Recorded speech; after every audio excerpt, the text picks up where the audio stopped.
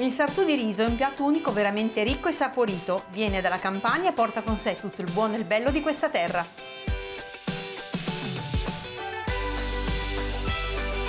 In una ciotola mettiamo la carne trita, uniamo il formaggio, il pangrattato, l'aglio che io schiaccio, le uova, il prezzemolo, sale e pepe. E ora impastiamo. Perfetto, e adesso con questo impasto prepariamo delle piccole polpettine di 4 grammi l'una. Più o meno così.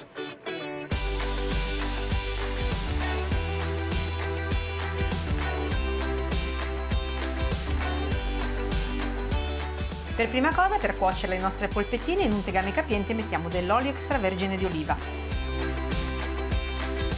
e aggiungiamo la cipolla tritata. La cipolla è soffritta, aggiungiamo la passata di pomodoro, un goccio d'acqua e portiamo ad ebollizione.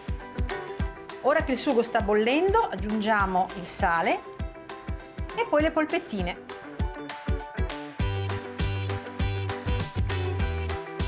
Perfetto, mescoliamo delicatamente, abbassiamo il fuoco al minimo, mettiamo una retina antischizzo e lasciamo cuocere per 20-30 minuti.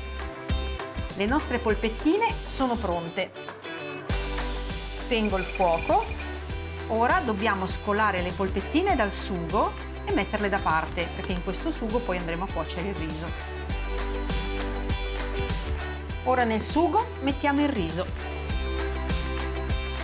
e lo portiamo a cottura.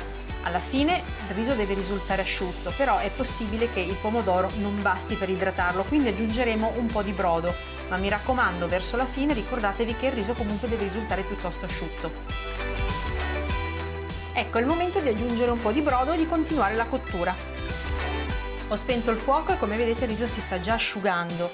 Aggiungo metà delle polpette in tegame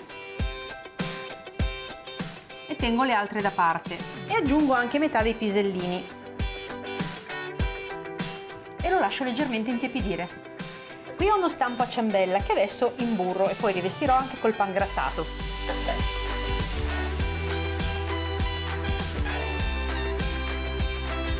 E ora pangrattato. Ed eccola rivestita e ora procediamo con il riempimento. Quindi comincio a metterlo sul fondo e sulle pareti, spalmandolo per bene e poi dovremo lasciare una conca centrale, appunto quella che raccoglierà tutti gli ingredienti. Adesso cominciamo a mettere il nostro ripieno. Abbiamo le uova sode,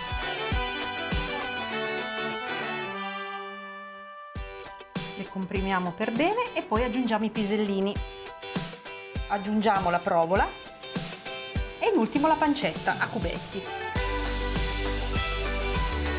E ora tappiamo tutto con il riso restante.